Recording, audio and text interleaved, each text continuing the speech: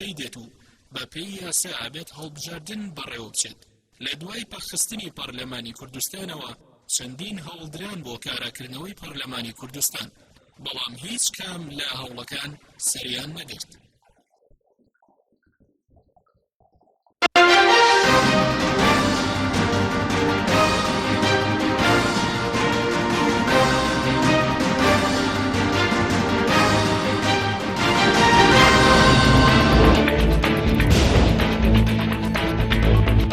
دووبارە سڵاوتان لەبێت بەڕێزان، سوپاس بۆ میوانەکانمان کاکسەرات بەخێر بنەگە سەرەتا لە بەڕێستانەوە دەست پێ بکەین. دوای زیاتر لە ساڵێک لە پەخستنی پەرلەمانی کوردستان، ئەزموونی کاری پەرلەمانی و خەباتی پەرلەمانی لە هەرێمی کوردستان لە بەردەم چ مەترسیەکدایە؟ بەڵێ بەناوی خوای گەورە و میهرەبان، سڵاو بۆ ئێوە و کارمەندەکانتان و بینەرانی بەڕێزی کەناڵی پێیان. بەڵێ لە هەرێمی کوردستاندا ئەمڕۆ گەیشتونەتە قۆناغێک دەبینن لە هەموو کەناڵێکەوە، لە هەموو ئاراستەیەکی سیاسیەوە بەویست بیان نەویست پەلاماری کارکتەری پەرلەمانتار دەدرێ و دەویسترێ زیاتر لە شکۆی پەرلەمان بدرێ. ئەمە لەو دەرەنجامەیە کە پاشەکشەیەکی گەورە لە پرۆسەی دیموکراسی لە هەرێمی کوردستاندا هەیە. دوای 25 ساڵ لە حکومڕانی کوردستان پرۆسەکە لە ئێستادا بە تەواوەتی بەرەوداوە چێ و هەڵمەتێکی هەمەلایەنە لەلایەن کاستێکی کەمینەی ناو حزبە سیاسیەکانەوە هەیە بۆ بێهەیبەتکردنی دامەزراوەکانی هەرێمی کوردستان، بێهەیبەتکردنی دامەزراوەی سەرۆکایەتی هەرێمی کوردستان، بێهەیبەتکردنی حکوومەتی هەرێمی کوردستان، بێهەیبەتکردنی دەسەڵاتی داودوەری، بێهەیبەتکردنی پەرلەمانی کوردستان. ئەمە لە بەرژەوەندی فیئەیەکە بڕوای بە خەباتی مەدەنی و دیموکراسی نییە و بڕوای بە خەباتی مەدەنی و ئیرادەی خەڵک نییە و دەیەوێ گۆمەکە لێڵ بێ و لە گۆمی لێڵی خۆی دۆخەکەدا بەرژەوەندیەکانی خۆی هەم بپارێزێ هەم پەرە پێ بدا. لەبەر ئەوە ئەمڕۆ لە بەرامبەر حکمی پەرلەمانی و حکمی موئەساتی، حکمێکی تەقلیدی حزبی، ئەتوانم بڵێم عەقڵی خێڵەکیش هەیە کە دەیەوێ خۆی بکاتە بەدیلی ئەو بارودۆخە و کۆمەڵی قەیرانی بە دوای خۆیدا هێناوە ئەو بارودۆخە و بەشێک لەو قەیرانانە دروستکراون بۆ ئەوەی فشارەکان بۆ ئەو ئاراستەیە نەبن کە خەڵک داوای گۆڕینی ڕیشەی لەسەر ئاسی حکومڕانی لە کوردستاندا بکە، هاواری قوت و ژیان و موچە و خواردن بکە. لەبەر ئەوە ئێستا دۆخێکی تەواو چەقبەستووە لە ڕووی سیاسیەوە لە کوردستان و نیگەرانیەکی قوڵ هەیە و هەژانێکی داپۆشراو لە هەناوی خەڵکی کوردستاندا هەیە کە بەدیدی من ئەم بارودۆخە وەکو خۆی نامێنێتەوە، تەقینەوەیەک ڕوودەدا و ئەو تەقینەوە گۆڕانکاریەکی نوێ بە دوای خۆی داهێنێت کە من هیوادارم ئەم تەقینەوەیە لەسەر بنەمای شۆڕش یان ڕاپەڕین یا سڕینەوە نەبێ، ئەوەندەی هەوڵ بدرێ لە ڕێگەی خەباتی مەدەنی و فشاری مەدەنی و خۆپشاندان و مانگرتنی بەردەوامەوە بتواندرێ ئەو کاستە سیاسیە کەمینەیە لە کوردستاندا بهێنرێتە ژێرباری ڕێزگرتن لە ئیرادەی پەرلەمان، ڕێزگرتن لە عەمەلیەی دیموکراسی و گەڕانەوە بۆ موئەسسات و بڕیاری موئەسسە. زۆر باش. ئەو بەڕێز ئەو تەقینەوەی کە باس دەکەیت تەقینەوەیکی جەماوەری یاخود سیاسیەوە لە درەنجامی ینی شکستی کاری پەرلەمانی دێتە ئاراوە؟ بە دڵنیاییەوە یەکێک لە هۆکارەکان ئەوەیە کە تۆ دەبینی لە هەر وڵاتێکە کە عەمەلیەی سیاسی پاشەکشەی کرد یان ئیرادەیەک هەبوو بۆ پەرچەکردار بەرامبەر پرۆسەی دیموکراسی و ئیرادەی خەڵک، دامەزراوە گرنگەکە کە مەرجعیەتی خەڵکی کوردستانە پەلامار دەدرێت. بۆ نمونە وڵاتێکی نزیکی هەرێمی کوردستان تورکیایە. تورکیا دەبینی لە دەرەنجامی عەمەلیەی دیموکراسی هێزە سیاسیەکان توانیان ئیرادەی خۆیان لە ڕێگەی خەڵکەوە بچەسپێن بچنە پەرلەمان. بۆ نمونە گەلی کورد لە باکووری کوردستان توانی بربەستی دەستوری بشکێنێ بچێتە پەرلەمانی تورکیا و دەبوو کێشەی نەتەوەی لە تورکیا لە ڕێگەی پەرلەمانەوە حەل بکرێت. بەڵام دوای ئەوەی کە دەوڵەت تێئەگا ناتوانێت ئەمە درێژە پێ بدا و ناتوانێت لەسەر بنەمایەکی دیموکراسی مامەڵە بکە، دێ پەلاماری پەرلەمانتارەکان دەدا و پەلاماری سیستەمی پەرلەمانی دەدا و لە هەرێمی کوردستان بەردیوێکی تریشە بێهەیبەتکردنی یان هەوڵدان بۆ بێهەیبەتکردنی کارکتەری پەرلەمانتار و موئەسسەی پەرلەمان بەشێکە لەو نیاز و مەرامە. بیرت نەچێ ئەمڕۆ سیناریۆیەکی تریش هەیە، دەیانەوێ شەڕی خەڵک بە خەڵک بکەن، چۆن وەکو ئەوەی کە خەڵک هان دەدرێ بۆ بێهەیبەتکردنی پەرلەمان جا پەرلەمانمان هەبێ یان نەبێ چییە نەخێر پەرلەمانت هەبێ شەڕ لەسەر قوتی خەڵکەکە پەرلەمانت هەبێ جێگەی موسائلە و لێپرسینەوەیە لە حکوومەتی هەرێمی کوردستان پەرلەمانت هەبێ هیچ مؤسسەیەک ناتوانێت لە دەرەوە یاسا درێژە بە کاروباری خۆی بدا وەکو مؤسسەی سەرۆکاتی هەرێم وەکو مؤسسەی دەسەڵاتی دادوەری کە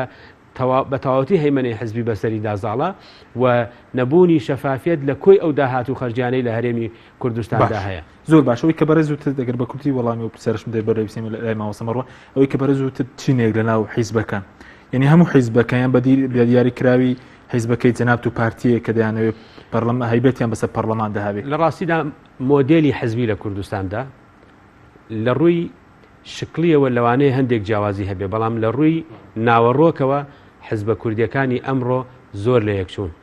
بە دلیلی ئەوەی لە ئاستی حکومڕانیدا هەموو حزبەکانمان ئێمە بە جۆرێک لە جۆرەکان تاقی کردەوە و هەریەکە لە ئێمە خوێندنەوەی هەیە بۆ ئەو هەڵسو کەوتە سیاسیانەی لە ناو حزبەکانی کوردستاندا هەیە و ئەو ململانیە داخراوانەی لە ناو حزبە سیاسیەکانی کوردستاندا هەیە کە هیچ یەکێک لەو ململانیانە لەسەر بنەمای مەدەنی و دیموکراسی و کاری ئۆرگانی نییە. من ئەمە ئەو قسەیە بکەم حزبێکی سیاسی لە کوردستاندا کە نەتوانێت لە هەناوی خۆیدا دیموکراسی بێت چۆن نتوانێت ئیدعای دیموکراسی بۆ کۆمەلگا بکە حزبێکی سیاسی لە کوردستانە لە هەناوی خۆیدا نەتوانێت ئۆرگانەکانی ئۆرگانیزە بکە چۆن دەتوانێت ئیدعای ئۆرگانیزەی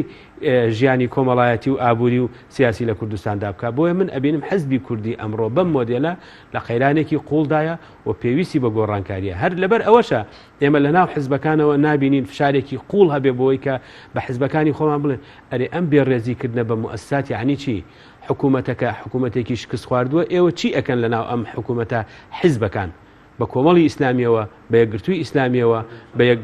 گۆڕانەوە بە پارتیەوە بە یەکێتیەوە. بەڵێ سوپاس دەکەم دواتە گەرم لای بەڕێز کاکسەرار مامۆستا گەر بینی لای بەڕێزتان زۆر سوپاس بۆ بەشداریکردنتان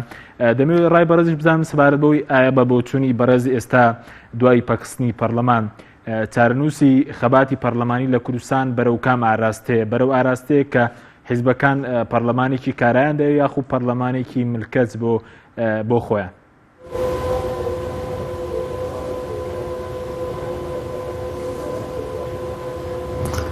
بسم الله الرحمن الرحیم سەڵاو و ڕێز بۆ جەنابت و بۆ برای بەڕێزم کاکسالار دیارە ئەوەی کە ئەمڕۆ کە دەبیندرێتن و هەموو خەڵکی کوردستانیش بە ڕۆشنبیر و بە سیاستمەدار و بە کاسبکار دەزانن کە ئەو دەسەڵاتدارانەی کە ئەمڕۆ لە هەرێمی کوردستان دەسەڵاتیان هەیە پەرلەمانێکیان دەوێت کە ئەو پەرلەمانە پەرلەمانێکی بێ ئیرادە بێ پەرلەمانێک بێتن کە نەتوانێتن لەسەر قوتی خەڵک لەسەر کێشەکانی خەڵکو جەماوەر قسەی خۆی هەبێتن و نەتوانێتن بە ئاراستەیەک وەکو بڵێ بابەتیانە بێتە سەرخەت کە لەگەڵ خواست و ئارزوەکانی خەڵکی هەرێمی کوردستاندا تێک بکاتەوە لەبەرەوە شەرکاتێک کە پەرلەمانی کوردستان کارا بووە و پەرلەمانی کوردستان بابەتیانە هەڵسوکەوتی کردووە و دەستی بۆ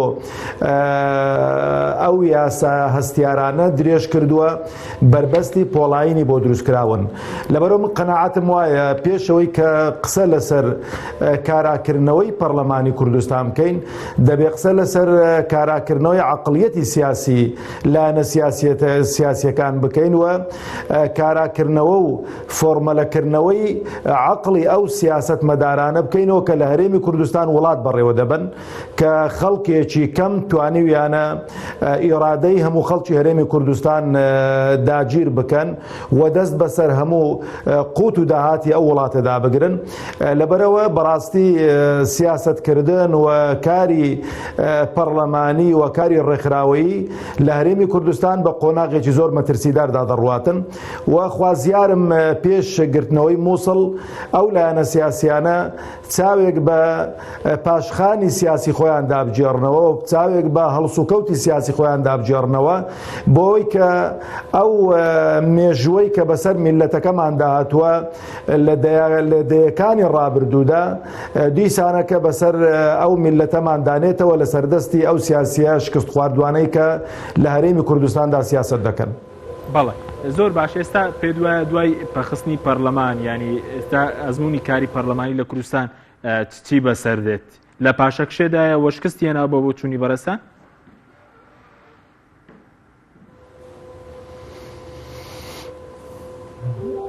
بەتەسەوری من شتێک نەماوە کە ناوی پەرلەمان بێ لە هەرێمی کوردستان بەداخەوە دەڵێم لەبەرەوەی کە وەکو گوتم پەرلەمانێک کە ڕێ لە سەرۆکەکەی بگیرێتن و گوێبیستی داخوازی خەڵکو جەماوەر نەبێتن بۆ کاراکردنەوەی پەرلەمان و هەموو فراکسیۆنەکان داواکاری جددیان ئەوە بۆ لەلایەنە سیاسیەکان کە بە جددی بێنە پێشەوە بۆی کە پەرلەمانی کوردستان کارا بکرێتەوە لەبەرەوە هەتاکو ئێستانەکە معاملەیەکی تەندروست لەگەڵ ئەو داواکاریانە نەکراوە لەبەرەوە بەڕاستی من قەناعەتم وایە پەرلەمانی کوردستان زۆر بە ئەستەم دەیبینم کە کارا بکرێتەوە وەگەر کاراش بکرێتەوە لە ژێرفشاری ئەمریکا و وڵاتە زلهێزەکانە کارا دەکرێتەوە لەبەرەوەی هەرێمی کوردستان ڕۆژێک لە ڕۆژان خاوەنی قسەی خۆی نەبووە و خاوەنی سیاسەتێکی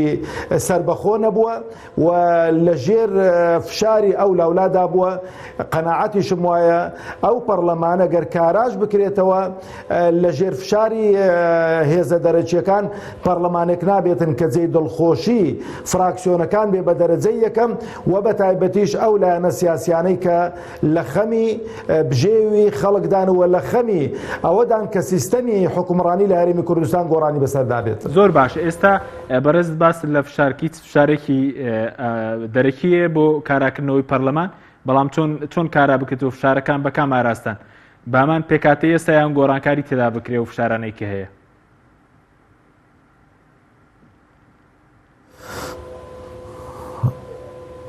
ئەم قەناعەتم وایە ئەو فشارانەی کە تاکو ئێستان هەن لە بەرژەوەندی برادرانی پارتی دموکراتی کوردستاندایە و ئەو فشارانە بۆ ئەوەن کە دەستکاری دەستەی سەرۆکایەتی پەرلەمان بکرێتن و بەو ئاراستە بێتن کە برادرانی پارتی دموکراتی کوردستان داوایان کردووە. ئەوەش قەناعەتم وایە بێمتمانەیەک دروست دەبێتن لەلایەن خەڵک و جەماوەرەوە و متمانەیان بە چوونە سەر سندوقی دەنگدان نامێنێتن و خەڵک بێئومێدیەکی دیکەی بۆ دروست دەبێتەوە لە سیاسەتکردن و لە کاری پەرلەمانی کە کارێکی وەکو بڵێ جیاوازە لە کاری لایەنە سیاسیەکان و حزبە سیاسیەکان بەڵێ فراکسیۆنەکان هەڵقوڵاوی ناو هەناوی حزبە سیاسیەکانن بەڵام کاتێک کە بەڕاستی پەرلەمانتاران لەگەڵ لایەنە سیاسیەکان ئاوێتە دەبن کاتێک کە هەم لایەنە سیاسیەکان هەم فراکسیۆنەکان لە بەرژەوەندی خەڵک و جەماوەر هەنگاو باوێن بەڵام ئەوەی کە ئێمە دەیبینین بەداخەوە لایەنە سیاسیەکان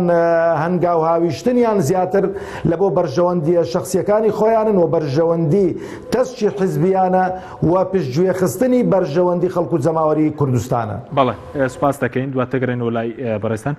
کاک سەرەر سەبارەت بووی کە پەکخستنی پەرلەمان تا چەند مەسەلەی ئەوەی کە پاشەکشەی سیستەمی پەرلەمانیشە لە هەرێمی کوردستان سەبارەت بە تێڕوانینی سەرکردەکانیش بۆ مەسەلەن سیستەمی پەرلەمانی لە هەرێمی کوردستان چۆن ئایا تێڕوانینیان گۆڕاوە کە سیستەمە کار پەرلەمانی بیاخود بۆ فشارێکی جددی نییە؟ خۆی لە ڕاستیە لە ڕووی واقعیەوە ئەو جۆرە لە حکومڕانی لە کوردستاندا تا پێش بە خستنی پەرلەمان هەبوو تێکەڵەیەک بوو لە سیستەمی پەرلەمانی و سەرۆکایەتی لە ڕووی شکلێەوە ئەگینا لە هەناوە هەر دەسەڵاتێکی حزبی بوو هەیمەنەی بەسەر پەرلەمان و حکوومەت و دام و دەستگاکاندا هەبوو بەڵام لە هەرێمی کوردستاندا ئێمە بەپێی ئەو واقع سیاسی دەیخوێنینەوە باشترین سیستەمێکی پەرلەمانیە و بەپێی بڕیاری پەرلەمانی کوردستانیش ئەقرار کراوە کە پەرلەمان مەرجەعی سیاسی و یاساییە لە کوردستانە ئەم فرەیە لە کوردستانە لە ڕووی حزبیەوە باشتر وایە دەستی پێوە بگیرێ ئەویش لەسەر بنەمای سیستەمێکی پەرلەمانی هاوشێوەی ئەو سیستەمەی کە لە عێراقدا هەیە. گرفتە گەورەکە لە چیدایە هێشتاکە ئەو ئەخڵێتەی کە حکومڕانە لەسەر ئاستی دەسەڵاتی سیاسی لە کوردستاندا ملکەج نییە بۆ دەسەڵاتیەکی قانونی لە هەناوە هەڵگری بنەماکانی دەستا و دەستکردنی دەسەڵات بێ یان چوونە ژێرباری ئیرادەی خەڵک بێ یان ئەوە تا یاساکان کە لە پەرلەمانی کوردستان دەردەچن وەکو خۆی ئیقرار بکرێ و ئیلزامی پێوە بکرێ هەر لەبەر ئەوەیە پەرلەمان بە شێوەیەکی سانایی دەرگاکەی لێدا ئەخرێ و پەرلەمانتاران ناتوان کاروباری خۆیان بەڕێوە بن بۆ ئەگەر پەرلەمان کارابێ حکوومەتێکی لەم جۆرە دەبێ مسائلە بکرێ و شکستی ئیعلان بکرێ لە ناو پەرلەمانی کوردستاندا و خەڵکی کوردستان لە ڕێگەی پەرلەمانەکەیەوە بەدیل بۆ ئەم جۆرە لە حکوومەتە بدۆزێتەوە. تەرم دەنگتان پێ نەداون ئێستا کە داوایەوە دەکەن کە مەسەرەن دەبوو ئەگە شکستیان هێناوە دەبوو متمانە لێ بسەندرێتەوە. ئێوە ژۆکو کۆی پەرلەمانتان بەرپرسیار نین لەم شکستە؟ بە دڵنیاییەوە پەرلەمانتاران بە جددیەوە ئەرکی قانونی پیشەی خۆیانیان بینی و هەوڵی جددی درا لەسەر ئاسی کەم و کوڕیەکان لە ناو پەرلەمانی کوردستان لە ناو لیژانەکانی پەرلەماندا ڕۆڵی گرنگ ببیندرێ. بەڵام یەکێک لە هۆکارەکانی پەخستنی پەرلەمان ئەوە بۆ حکوومەت ملی نەئەدا بۆ ئیرادەی پەرلەمان و لیژانی پەرلەمانی. خۆتان دەزانی بە تایبەتیش لەم کابینەی هەشتم حکوومەت و سەرۆکایەتی ئەنجومەنی وەزیران ڕازی نەبوون بۆ مسائلەی وەزیرەکان بۆ ناو پەرلەمانی کوردستان ئەوەندەی هەوڵیان دەدا بە تەوافق لەگەڵ سەرۆکایەتی پەرلەمانە گفتوگۆی پەرلەمان و حکوومەت بنە هۆڵە جانبیەکان و ببنە لیژانەکان. لەبەر ئەوە ئەگەر بە هەتایە پەرلەمان کارابایە دەبوو وەزیری سامانە سروشتیەکان کە دێتە سەر تەلەڤیزیۆن لە بۆ نمونە لە کۆنفرانسی میریدا بۆ خوێن ساردیەوە شعوری کۆمەڵانی خەڵکی کوردستان بریندار دەکات کە دەڵێ ئەگەر بەرمیلی نەوتیش ببێ بە $100 هێشتا قەیرانی دارایی چارەسەر نابێ کەواتە ئێوە ئەم وڵاتەتان هەرزان فرۆش کردووە و قەرزارباری کۆمپانیا گەورەکانی دنیاتان کردووە و خستونەتانەتە ژێرباری قەرزێکی ئەوتەوە کە بە حکوومەتێک و دوانی تریش نەتوانێت قەرەبوو بکرێتەوە. بۆ ئێمە نازانین ئەوەی دەگوزارێ لەسەر چ بنەمایەکە لەسەر بنەمای بەرژەوەندی فیئەیەکی بچووکی بەرژەوەندی خوازە لەسەر حسابی کۆمەڵانی خەڵکی کوردستان. باشە و فیئەیە کێنیان ئەوەی کە جەنابەت باز دەکەیت؟ ئەو فیئەیە معلومە لە ناو حیزبە سیاسیەکاندا هەموو حیزبەکانیان بە دیاریکراوە بە تایبەتی کێتی و پارتی. حکوومەتی ئێستای هەرێمی کوردستان بە پلەی یەکەم پارتی ئینجایەکێتی ئینجالایەنەکان تێیدا بەرپرسیارن. بۆیە بەرپرسیارەتەکە لە ڕووی قانونیەوە ئەگەر ڕێژەیش بێ بەرپرسیارەتەکە هاوبەشە. بۆیە ئێمە لە ڕاستیدا لێتانی ناشارینەوە لە ناو خەڵک لە ناو ئۆرگانە حیزبەکان و لە ناو هاوڕەکانی خۆشمانە لە ناو پەرلەمانتارەکان بە بەردەوامی لە جەلدەلێکی لەم جۆرەداین. بەڵام ئەوەی هەیە ئەم حکوومەتە لە ئێستادا ئەبێ ئیقرار بکرێت لەلایەن پەرلەمانتارانەوە کە حکوومەتێکی شکست خواردووە متمانەی کۆمەڵانی خەڵکی کوردستانی لەدەستداوە و ناکرێت داکۆکی لێ بکرێت لە کاتێکە ئەو ڕێز لە ئیرادەی پەرلەمان ناگرێ ئەو ڕێز لە ئیرادەی پەرلەمانتار ناگرێ ئەو نایەوێ بە یاساکانی پەرلەمان کە ئێمە پەسەندمان کردووە جوهدمان کردووە گفتوگۆمان کردووە کۆڕ و کۆبوونەوە سیمینارمان بۆ کردووە تا یاسایەکی باش دەربکەین و بخێنە بەردەست حکوومەتی هەرێمی کوردستان بۆ خزمەتی کۆمەڵانی خەڵکی کوردستان دەستەبەری بکە. بەڵام بۆ نمونە یاسای ژمارە 22 ساڵی 2007 یاسای نەوت و غاز لە هەرێمی کوردستانە بەپێی ئەو یاسایە وەرە مسائلە لەگەڵ حکوومەت بکە دەبێت هەموو ئەنجومەنی وەزیران ئیخالە بکرێن متمانەیان لێ بسەندرێتەوە چونکە بەپێی ئەو یاسایە مامەڵە لەگەڵ کەیسی غاز و نەوت و سەروەت و سامانی ئەم هەرێمەدا ناکرێت و بە پێچەوانەی بنەماکانی ئەو یاسایە مامەڵە لەگەڵ سەروەت و سامانی ئەم هەرێمەدا ئەکرێت کە ئەوە مڵکی ئەم نەوەیە نییە مڵکی نەوەکانی داهاتووشە لە هەرێمی زۆر باس. تۆ باش باسی ئەشتێورامیت کرد وتەکەی پێ دوایە تاڵانێکی گەورە لەنەوتەیە وتەکانی ئەشتێورامیەوە دەسەلمێنێت بە دڵنیاییەوە ئەو پەڕی بێ ئومێدکردنی خەڵکی کوردستان تاڵانی هەیە لەنەوت تاڵانی گەورە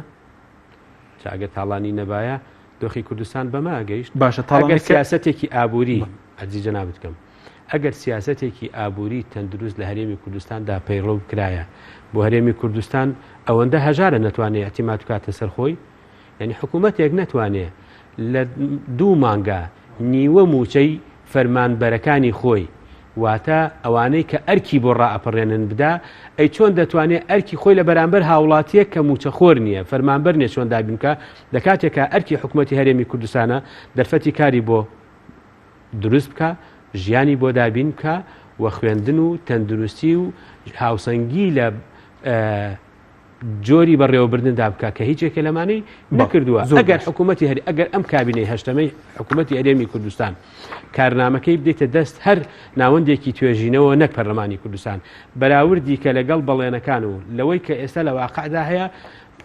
نەک لە سەتایەک بە ناقص کەفاەتی دێتە دەرەوە تاقیکردنەوە کە سفر دێنێت بە دڵنیاییەوە لە تاقیکردنەوەکانیدا سفر بەدەستێنێ لەسەر ئاسی پەیوەندیەکانی لەگەڵ عێراقدا فەشەلی هێناوە لەسەر ئاسی کەیسی سربەخۆیی ئابووری فەشەلی هێناوە لەسەر ئاسی لەگەڵ پەیوەندی لەگەڵ پەرلەمانی کوردستانە فەشەلی هێناوە لەسەر ئاستی مەیدانی و بەدواداچوون بۆ کاروباری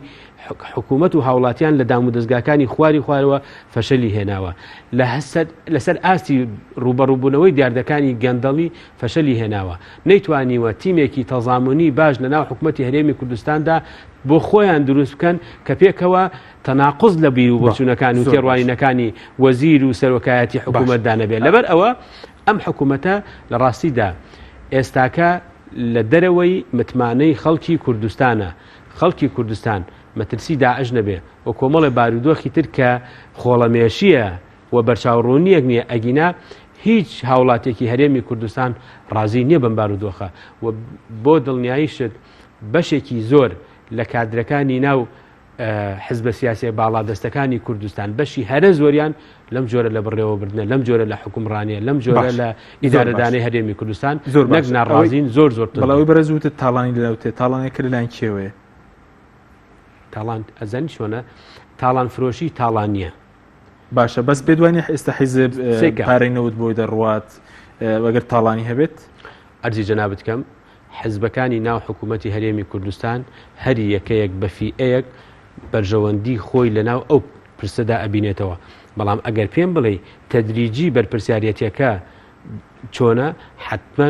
کێ گەورەیە بەشی گەورەی هەیە لەم پرسەدا بەتایبەتی ئێمە من ئەندامی پەرلەمانی کوردستانم لەسەر پشکی یەکێتی نیشتیمانی کوردستان لە 25 ساڵی ڕابردووی حکومڕانی کوردستان یەکێتی نیشتیمانی کوردستان بەرپرس نییە بەڵە پەرپرسە ئێمە لە ناو یەکێتی نیشتیمانی کوردستاندا خۆمان جەدەلێکی لەو بابەتە و ململانەیەکی لەو بابەتە لەسەر ئەم شێوازی بەڕێوەبردنە نییە بە بەردەوامی هەیە پەرلەمانتارانی یەکێتی نیشتیمانی کوردستان لەسەر ئەم بابەتە کۆمەڵێک جەدەلی تاڵان کراویان هەزان فرۆش کراوە ینی هەرزان فرۆش کراوە ئەمە بەشێکە لە تاڵانی و داهاتەکەشی بۆ دەرەوەی ئیرادەی خەڵکی کوردستان و قوتی خەڵکی کوردستان و پرۆژە خزمەت گوزاریەکانی خەڵکی کوردستان خەرج ئەکرێ واتە بۆ فیئەیەکی بچووکی معەن بەڵێ ئەم حکوومەتە قمار بە داهات و بە سامانی خەڵکی کوردستانەوە دەکا ئەم حکوومەتە لە دەرەوەی جۆگەڵەی ویستی خەڵکی کوردستان ڕەوتەکەی ئەڕوا بە پێچەوانەی ویست و ئیرادەی خەڵکی کوردستان بەڵێ سوپاس دەکەم مامۆستا مەڕوانگەر بگەڕێمەوە لای بەڕێستان سەبارەت بۆی کە ئێستا هیچ هەوڵێکی جددی هەیە بۆ کاراکردنەوەی پەرلەمان بەڵام ناوبڕێکی کورتمان هەیە دوای و ناوبڕە دەینەوە لاتان لەگەڵمان ببێنەوە بەڵێ بینێرانی بەڕێز دوای ناوبڕێی کورد دەگەڕێنەوە لاتان بەرنامەی ئەمڕۆ با سپۆنسەری کۆمپانیای ئەسێ بۆ بازرگانی مۆبایل شیری ئەڵتونسا ئەسێ یەکەمین مۆبایلی مارکەی کوردی کۆمپانیای ئەسێ بە لە بەرچاوگرتنی قەیرانی دارایی مۆبایلە تایبەتەکانی دەکاتە قستی مانگانە Q4 14,000 دینار Q5 17,000 دینار پەلە بکە بە بەخاوەنی یەکێک لە مۆبایلەکانی ئەسێ کە دوو مۆدێل و 4 ڕنگ لە خۆ دەگرێت بە قستی زۆر گونجاو ئەسێ پێشەنگی تەکنەلۆژیای نوێ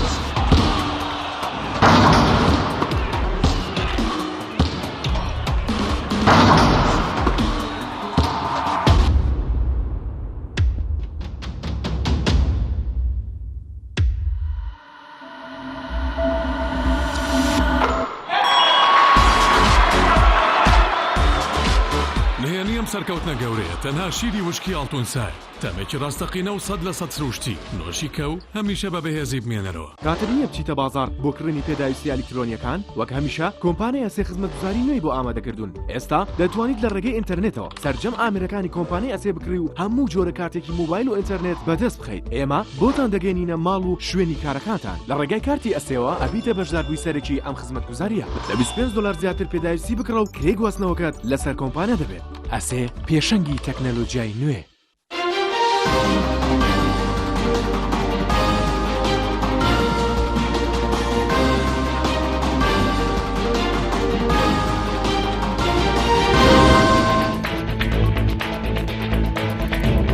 دوبارە سڵاوتان لەبێت مامۆستا بەڕواگە بگەڕێم و لای بەڕێستان پێشتر پرسیاریەوەمان کرد ئێستا هیچ هەوڵێکێ بۆ کاراکردنەوەی پەرلەمانی کوردستان هیچ هەوڵێک یاخود پێرەچێ ئەم خولەی پەرلەمان کە نزیک بە 11 مانگی ماوە ینی هەرێمی کوردستان ببێ پەرلەمان بمێنێتەوە.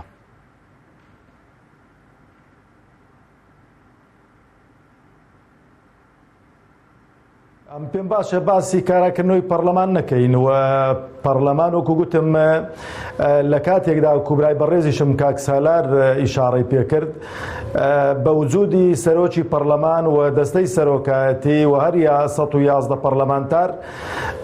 کە داوای ئامادەبوونی وەزیری سامانە سروشتیەکان کرابێتن لە پەرلەمانی کوردستان ئامادە بێتن بۆی کە چەند پرسیارێکی ئاراستە بکرێتن لەسەر شێوازی ئەو فرۆشتنی ئەو نەوتە و دیارنەمانی ئەو داهاتە سەرۆکی ئەنجومەنی وەزیران ئامادە نەبوو کە ڕێ بداتن کە وەزیری سامانە سروشتیەکان بێتە ناو پەرلەمانی کوردستان و زۆر بەڕاشکاوانە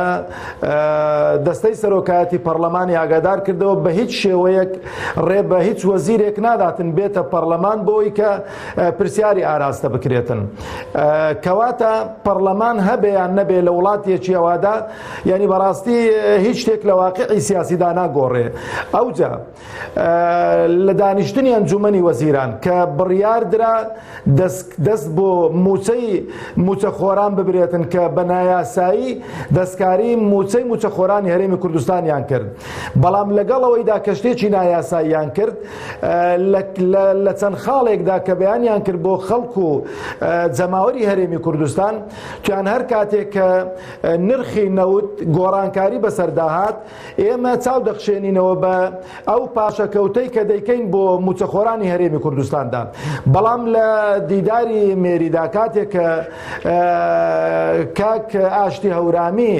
زۆر بە دەنگێکی زوڵاڵ دەفەرمێتن ئەگەر نرخی بەرمیلە نەوتێک ببێتە $100 و زیاتریش ببێتن وەزعی هەرێمی کوردستان و موچەخۆرانی لەوەی باشتر نابێتن کە بەڕاستی ئەوە ئیحای ئەوە دەکا زۆر ڕاشکاوانە کاگە ئاشتی پێی گوتیوین کە سەرۆت و سامانی ئەو وڵاتە نەوتی هەرێمی کوردستان تاڵان دەکرێتن و ئەگەر زیاتریش بێتن لەو نرخە کەواتە مەعیشەتی خەڵکی هەرێمی کوردستان بەرەو خوارەوە دێتن کەواتە پەرلەمانێک کە هەبێ و نەبێتن کە نەتوانێتن موساءلە بکاتن نەتوانێتن بە دوواداچووک بکاتن نەتوانێتن متابعەی شوکارەکانی حکومەت بکاتن یعنی ئەو کارنامەی حکومەتی هەرێمی کوردستان پێم خۆشە لەو کەناڵی ئێوە بێنن خاڵ بخوێنەوە بۆ خەڵکی هەرێمی کوردستان بزانن لەو کارنامەی یەک خاڵیان جێبەجێ کردووە ئێمە لە سەراساسی ئەو کارنامەیە متمانەمان بە حکومەتی هەرێمی کوردستاندا کەواتە ئێستانەکە ناو کارنامەیان جێبەجێ کردووە و نە ئەو وعد و بەڵێنیان کە بە خەڵکی هەرێمی کوردستاندا لەسەری ماون کە نرخی نەوت گۆڕانکاری بەسەردا بێتن دەستکاری موچەخۆران دەکەن کە ئەو حکومەتە خاوەنی بەڵێن و وعدێک نییە کە خاوەنی بەڵێن وعدیش نەبوو بەڕاستی ڕۆژ بە ڕۆژ بەرەو خراپتر دەڕواتن لەبەرەوەش قەناعەتم وایە عەزیزەکەی خۆم پەرلەمانی کوردستان وابەستەی لایەنە سیاسیەکانە هەر کاتێکی ئەو لایەنە سیاسیانە ئیتیفاقیان کرد لە نێوان خۆیاندا ئەو کاتەی پەرلەمان کارا دەکەنەوە بەڵام پەرلەمانیش کاتێک کارا دەبێتەوە کە بتوانێتن خاوەنی ئیرادەی پۆڵایینی خۆی بێتن دەست بۆ ئەو یاسایانە باتن کە لە لای لایەنە سیاسیەکان خەتی سوورنەوە بە شێوازێکی دیکەی سەیر دەکەن بەڵام پێ دوایە جارێکی تر کە پەرلەمان کارا بکرێتەوە بتوانرێت دەست بۆ ئەو یاسایانە بێتەوە بۆ نمونە جێگیری سەرۆکی پارتی نێچیروان بارزانی باسی لەوە کرد ئەوانیش لەگەڵ کاراکردنەوەی پەرلەماندان بەڵام نابێ جارێکی ترە و کێشەیە دووبارە بێتەوە کە کێشەی سەرۆکاتی هەرێمی کوردستانە.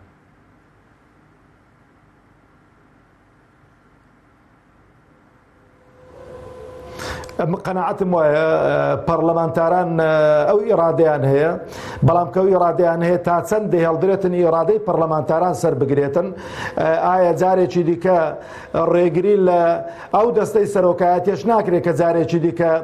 دەست بۆ ئەو یاسایانە باتن کەواتە من قەناعەتم وایە ئەو لایەنە سیاسیانەی کە زۆر ئاوا ڕاشکاوانە دێنە سەر خەت و بە زمانی هەڕەشە و گوڕەشە ڕێ لە سەرۆکایەتی پەرلەمان و لە فراکسیۆنەکان و لە پەرلەمانتارە چالەکە سیاسیەکان دەگرن قەناعەتم وایە هەمان هەڵوێست دووبارە دەکەنەوە و بە تەسەووری میشتاوەکو و گرێنتی وەرنەگرن لەلایەنە سیاسیەکان و لایەنە سیاسیەکانیش لە فراکسیۆنەکان کە دەست بۆ ئەو بابەتانە نەبن ناڵن پەرلەمانی کوردستان جارێکی دیکە دابنیشێتەوە. ینی ئێستا بە فەرمی ئەوان داوای گرنتی دەکەن کە دەست بە ئەو پرسە نەبرێتەوە گەر ناپێ دوای پەرلەمانی کوردستان جارێکی تر کارە ناکرێتەوە.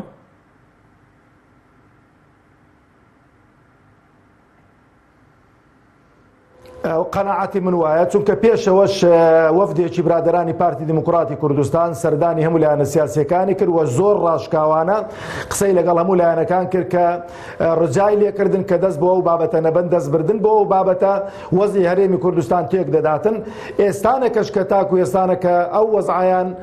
کۆنتڕۆل کردووە نیانێشتۆ پەرلەمان دابنیشێتن لە بۆ داهاتوش لە سەرمان هەڵوێست دەبن. بەڵێ زۆر باشە ئەوەی سەبارەت ئێستا ڕایەک دروست بووە تا لە ئاستی باڵای حیزبە سیاسیەکان ژەوەی کە پیان وای ئەم دۆخی کە لە هەرێمی کوردستاندا چ لە قەیرانە سیاسی چ لە قەیراندارێکە پەیوەندی بە پەرلەمانتارانەوەیە ئایا پەرلەمانتاران ئەم دۆخیان دروست کردووە کە ئێستا کوردستانی تداوە باز لەوە دەکرێت کە ئەنجامی گوێنەگرتنی سەرۆکایەتی پەرلەمان و پەرلەمانتارانە و بازی بەتا پەرلەمانتاران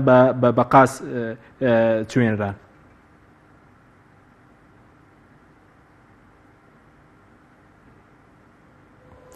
نام قەناعەتم وایە پەرلەمانتاران و فراکسیۆنەکان بەکاری پەرلەمانی خۆیان هەستاون و ئێمە بەکارێکی یاسایی کە هەڵبوارکردنەوەی یاساکانن و قەناعەتم وایە هیچ فراکسیۆنێک کارێکی نەکردووە کە جێی کو بڵێ شەرمکردن بێتن و جێی ئەوە بێتن تاسوف بخواتن کە ئەو بارودۆخە سیاسیە بە واقعە ڕۆیشتووە ئەوەی کە پێویستە بەڕاستی داوای لێبردن لە خەڵکو جەماوەر بکاتن بۆ دروستکردنی و قەیرانانە لایەنە سیاسیەکانن بە تایبەتیش برادرانی پارتی دموکراتی کوردستان لەبەرەوە ئێمە وەکو فراکسیۆنی کۆمەڵی ئیسلامی و قەناعەتم وایە فراکسیۆنەکانی دیکەش ئێمە لەسەر هەمان هەڵوێستمانین و ئەو یاسانەی کە لە پەرلەمانی کوردستان لەبەر دەستمانن معاملەیەکی تەندروستیان لەگەڵدا دەکەین و ناشکرێتن بە تایبەتی یاسای سەرۆکایەتی هەرێم کە کۆتایی پێ هاتووە دیزە بە دەرخۆنەی لێ بکرێتن و باس نەکرێتن و یاسای سەرۆکایەتی هەرێم ئێمە وا تەماشای ناکەین کە بۆ شەخسێک لە هەرێمی کوردستان دانراوە یاسایەکی پانتاییەکی فراوانتری هەیە و خەڵکێکی زیاتری هەرێمی کوردستان شمولی ئەو یاسایە دەکەن کە بۆی هەیە بەڕێزێکی دیکە سەرۆکی ئەو هەرێمە بێتن لەبەرەوە قەناعەتم وایە ئەگەر پەرلەمانیش کارا بکرێتەوە چونکە ئەو یاسایە خوێندنەوەی یەکەمی بۆ کراوەوە راپۆرتی لیژنە یاسای پێشکەشکراوە خوێندنەوەی دووەمی ماوە کەواتە بوارەکە کراوەیە دەستی فراکسیۆنەکان کراوەیە دەستی سەرۆکایەتی کراوەیە بۆ هەر هێنانە پێشەوەیەکی جارێک دیکە ئەو یاسایە وە خوێندنەوەی دووەمی بۆ بکرێتن بە شێوازێک کە پەرلەمانتاران لەسەری اتیفاقن و زۆرینەی دەنگ بەدەست بێنێتن. بەڵێ سوپاس دەکەم ماوەستا دواتەرگە دەرفەت بدەگرین و لای بەرز کاکسەڵە سەبارەت بۆی کاندێک پیانوە ئەم دۆخی کێوە دروست کرد هەیە بەرهەمی مەسەلەن هەڵی فراکسیۆنەکان و دەستی سەرۆکایەتی پەرلەمان دەستی کارگەری مەکتەبی سیاسی ئێوە لە دیداری میری باسی لەوە کرد. لە ڕاستیە کێشەکان قوڵترنەوە و پەرلەمان ئەبوو کار لەسەر پرسی یاسای سەرۆکایەتی هەڵتان نەکرد هەرگیز پەرلەمانتاران لەم پرسەدا هەڵەیان نەکردووە و ئەرکی قانونی خۆیان جێبەجێ کردووە. ئەشێ لێرە و لەوێ هەندێک تەسەڕوع کرا بێ جۆرێک لە تونڕەوی هەبوو بێ جۆرێک لە مزایداتی سیاسی هەبوو بێ بەڵام لە پرسی یاسای سەرۆکایەتی هەرێمی کوردستاندا پەرلەمانی کوردستان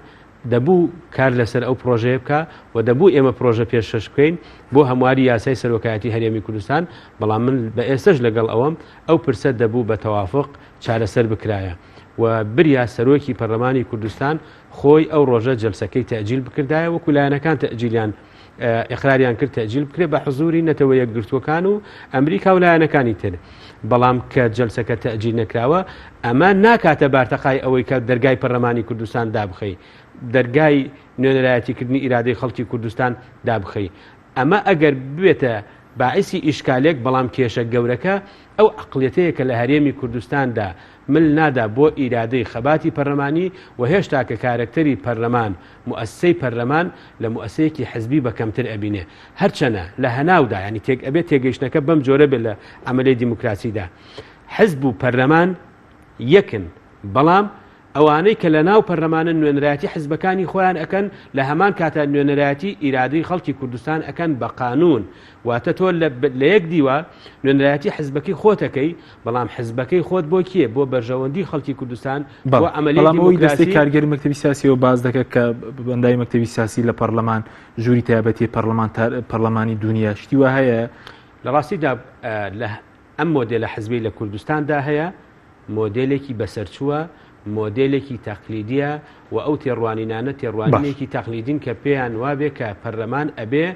دەوری محوەری لە عملی دیموکراسی و مەرجعیەتی خۆی نەبێ لە هەموو پەرلەماناتی دنیا حزب لە ناو پەرلەمانە ڕئیسی حزب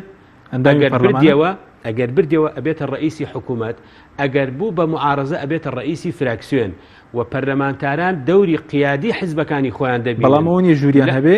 پەرلەمانتاران تەنها ژووری فراکسیۆنە فراکسیۆن تەمسیلی حزب ئەکا و من ئەمەوێ ئیزافەی ئەوەش بکەم کە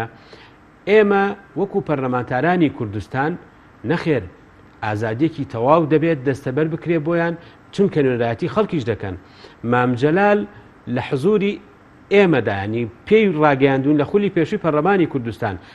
تەنانەت لەسەر پرسی سەرۆکایەتی هەرێم و دەستور وتی ئێوە حەقی خۆتانە لەگەڵ تەنانەت هەندێک لە ئەندامانی بەڕێزی مەکتەبی سیاسیش دانیشتر بوون بۆی باسکردن کە ئێوە حەقی خۆتانە تێڕوانینی جیاوازتان لەسەر ئەم پرسە هەبێ چونکە ئێوە بە شێوە گشتیەکەی خاوەنی ئەم شەئنەن بەڵام لە ڕاستیشدا ئەبێت تەمسیلی ئیرادەی حزبەکانی خۆتان بکەن ڕاستە هیچ پەرلەمانتارێک بەبێت لیستەکەی حزبەکەی بەبێ قووەتی حزبەکەی نەچوەتە پەرلەمان بەڵام ئەمە ناکاتە ئەوەی ئەگەر بڕیارێکیش لە فئەیەک لە حزبەکەوە هات بڕیارەکە ناتەندروست بوو بەڵام لەبەر لەوەی سوبغەیەکی حزبی پێوەیە تۆ ملکەجبی بۆ باش بەڵاس دەکەم بەسەبارەت بەوەی کە ئێستا کاتمان کەماوە ینی پارتی گرنتی دەوێت کە جارێکتر دەست بۆ یاسی سەرۆکات تێرێم نەبنەوە تۆش بۆ چون دووە کە دەست بۆ یاسای برێتەوە پەرلەمان کارە ناکرێتەوە من لەگەڵەوە پەرلەمان کارا بکرێتەوە و دوای کاراکردنەوەی پەرلەمان گۆڕینێکی ڕیشەیی لە حکوومەتی هەرێمی کوردستان بێتەکایەوە سەرۆکایەتی لە حکوومەتی هەرێمی کوردستان گۆڕینێکی ڕیشەیی لە حکوومەتی هەرێمی کوردستان و ئەم کابینەیە ببێ پەرلەمان کارا بکرێتەوە بۆ بەرژەوەندی خەڵکی کوردستان و تا ئەو کاتێ ئێمە ئەگەینە ئینتیخاباتی داهاتوو جا هەر کاتێکە بێ و دەبێت پرسی یاسای سەرۆکایەتی هەرێمی کوردستانیش لابد هەر ئەبێ لە پەرلەمانی کوردستان چارەسەر بکرێ بەڵام بە دڵنیاییەوە ئەم پرسە پێویستی بە تەوافقی لایەنەکان هەیە ناکرێ ئیدارەی مؤسسەی سەرۆکایەتی هەرێمی کوردستان بکرێ بەبێ پشتیوانی قانونی زۆر باش ئێستاکە کاک مەسعود بەبێ پشتیوانی قانونی ئەو موقعە بەڕێوە دەبا چەند گرنگترە کەسێک کە سەرۆکی هەرێمی کوردستان بێ پشتیوانی قانونی هەبێ نەک فەراغی قانونی لەبەر ئەوە ڕاستە ئێمە ململانی سیاسیمان هەیە ڕاستە کێشەی سیاسی هاتوۆتە ناو پەرلەمانی کوردستان و مامۆستا مەروان خۆی باش لە تەفاسیلی جەدەلەکانی ناو پەرلەمان ئەزانێت کە ئێمە لە پەرلەمان بووین زۆر گرفتمان لەگەڵ ئیدارەی سەرۆکایەتی پەرلەمان بۆ بارودۆخەکان هەبوو بەڵام لە بەرامبەر تاوانێکی گەورە دەرحەق بە پەرلەمان دەکرێت ئەوە مەسی هەموو شەئنە قانونیەکەی ئێمەش دەکاوەکو پەرلەمانتار زۆر سپاس ئەگەر بینی تێڕوانی سەرکردەکان بۆ کاری پەرلەمانی ئێستا ئەو سەرکردانی کە پێشتر پرۆژیان هەبوو لە چوار حیزبەکە هەمان تێڕوانینیان ماوە بۆ مەسەلەی سیستەمی پەرلەمانی خۆی لە ڕاستیە بەدڵنیایەوە ئێمە پشتگیری سیستەمێکی پەرلەمانیەکەین و زۆر گرنگە سەرکردەکانی کورد ئەقرار بکەن کە ئەبێ پەرلەمان مەرجع بێ و ئەگەر ئەو بەڕێزانەی کە ڕازی نین بە ئیرادەیەکی پەرلەمانی حەق خۆیان ئامادە بکەن خولی داهاتوو خۆیان بخەنە بەردەم مەحەکی خەڵکی کوردستان و بچنە پەرلەمان چونکە پەرلەمان گەورەترینە و بەڕێزترینە و شایستەترینە کە ڕێزی لێ بگرێت چونکە هەموو ئیرادە و هەموو دەنگەکانی خەڵکی کوردستان کۆکاتەوە بڕوات هەبێ بە نەسی سەریح مامجەلال لە کۆبوونەوە بە ئێمەی وتووە لە حیاتی خۆمە حەزم کردووە نوێنەری خەڵکەکەی خۆم بمواتە من بە نەس وشەی مندوبی بەکارهێناوە بۆیە من پێم خۆشە کاتێکە کەسێکیش لە حکوومەت بێ کەسایەتێکی وەکو دکتۆر بەرهەم ساڵح کە لە حکوومەت بوو لە کابینەی شەشەمی هەرێمی کوردستان کە بەشێک لە لایەنەکانی کە لە خولی پێشوو ئۆپۆسیۆن بوون لە مانگێکە 25 ڕۆژ موچە ئەدرا هەڵایەکی گەوریان لەسەر کرد بەڵام هەر ڕێزی بۆ ئیرادەی پەرلەمان هەبوو مەسلەی نەوت و عەقدەکانی نەوتی ئەهێنایە پەرلەمان هەموو پرسەکانی ئەهێنایە پەرلەمان بۆیە هیچ حکوومەت و سەرۆک حکوومەتێکی موسسەیەکی حکومی سەرکەوتو نابێ بەبێ پەرلەمانێکی بەهێز بەبێ پشتیوانی پەرلەمان و من تەقدیریشم هەیە بۆ نمونە مامۆستا عەلی باپیر و کۆمەڵی ئیسلامی کە ئەو کات کۆمەڵی ئیسلامی نەبوو کە پەرلەمان دامەزرا تێڕوانینێکی تری هەبوو بۆ بوونی پەرلەمان و موسسەی پەرلەمان و جەدەلێکی لەسەر مەسەلەی شەرع و غەیری شەرع هێنایەکایەوە بەڵام دەبینین لە دوای ساڵانێکی تر مامۆستا عەلی باپیر وەکو سەرۆکی حزبێکی گرنگ لە کوردستاندا دەبێتە ئەندامی پەرلەمان لەکوێ ئەچێتە بەغاش دەوامەکە لە ڕاستیدا ئێمە پێویستمان بەم شێوازە لە گۆڕینی عەقلت هەیە کە ئیقرار بکا کە سەرکردەی حزبی ئەبێ لە پەرلەمان بی ئەگەر سەرکردەی حزبی نایبیتەوە ئۆپۆزیسیۆنە بی ببەرە ڕئیسی فراکسیۆنی حزبەکەت وەکو هەر مۆدێلێکی تری دیموکراسی لە دنیادا هەیە ئێستا لە بەغدا بەراورد بکە بەشێکی زۆر لە کارکتەرە بەهێزەکانی ئەحزابی عێراقی یان لە پەرلەمانەوە هاتوون چوونەتە حکوومەت یان لە پەرلەمانن لەبەر ئەوە پێویستەکە ئەم مۆدێلە جارێکی تر من تەئکید دەکەمەوە کێشەکانی ئێمە کێشەی شخصی نین و ناژبە بۆ ئاسێبی ینی مشکلی ئێمە لە کوردستانە ئاشتی هەورامی نییە ئەوەندەی کێشەکە عەقڵێتی حکومڕانیە لە ناو حزب و حکوومەتی کردووەتە دوکانێک بۆ بەرژەوەندی تایبەتەکانی مامۆستا گەر بگوێمەوە لای بەڕێزێت زۆر جار پرسیارەوەکێک ئێستا سوودی کاراکردنەوەی پەرلەمانتی یاخود ئەگەر پەرلەمان کارابایە چۆن ماوە لەگەڵ خواستەکانی خەڵک لە قەیرانیدارایی لەگەڵ ئەم حکوومەتە ئێستا دەکرد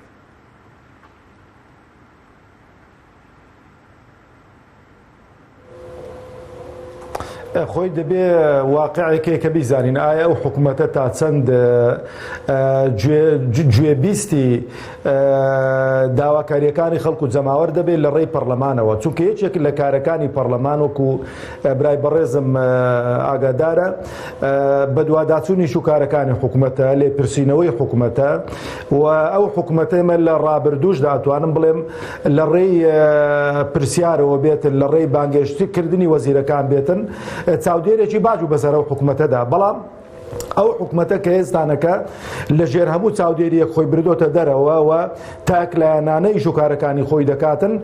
قەنەعەتم وایە کاراکردنەوەی پەرلەمان کاتێکی ئەوەندەمان نەماوە کە بتوانێتن ڕۆڵێکی ئیجابی هەبێتن لە چاکردنی ئەو قەیرانانە چونکە ئەو قەیرانانە پەرلەمان دروستی نەکردوون و حکوومەتێک دروستی کردوون کە ئەو حکوومەتە هیچ ئومێدێکی پێوە نابیندرێتن کە هەنگاو باوێتن بەرەو چاکسازی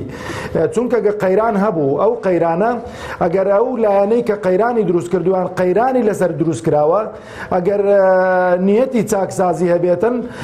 دەست بۆ هاوکاریکردنی هەموو لایەک درێژ دەکاتن یعنی داوا دەکات کە خەڵک هاوکاری بکاتن بەتایبەتیش پەرلەمانی کوردستان لەبەرەوە قەنەعەتم وایە پەرلەمان هاوکارێکی باش بوو لە ڕابردوو بۆ حکوومەت و حکوومەت دەیتوانی سوود و قازانجێکی باش لەو پەرلەمانە ببینێ لەو بوارەی وەکە هۆکارێک بێ بۆ دەرکردنی کۆمەڵە قانون و یاسایەکی باش بۆ دروستکردنی بارسوچیەک بۆ خەڵکو جەماوەر حتا دەستکاریکردنی بودجەی خەڵک ئێمە لە لای لەگەڵ فراکسیۆنەکان بەرنامەمان بوو کە دەستکاری موچە لە باڵاکان بکەین و ئەوانەی کە بە یاسایی خانەنشین کراون بۆی کە تەوازونێک دروستکەین لە نێوان موچەخۆرەکانی هەرێمی کوردستاندا بەڵام کاتێک ئەو حکوومەتە و ئێرادەیی نەبێتن و حکوومەت بۆ خۆی شکستی هێناوە فەشەلی هێناوە و حکوومەتێک کە تەماشە دەکەین دانیشتەکانی ناکرێن یان کە بشکرێن زۆر بە سستی دەکرێن لەبەرەوە قەنەعەتم وانییە کە هیچ گۆڕانکاریەک دروست بێتن بە کارابوونەوەی پەرلەمانی کوردستان. زۆر سپاس کاکسەر یەک دەخەمان ماوە زۆر بە کوردی سەبارەت بۆی کە واز ناکێت جۆرێک بێ ئەمەل هەیە لە سەرکردەکان بۆ نەو شیرۆ مستەفا بازدۆی کە خەباتی پەرلەمانی لە تاقیکردنەوەکی سەختدا پێشتری بەڕێز سەردان کرد لە لەندەن ینی بێ ئومێدیە کێ سەبارەت بێ ئومێد بوون لە کاری پەرلەمانی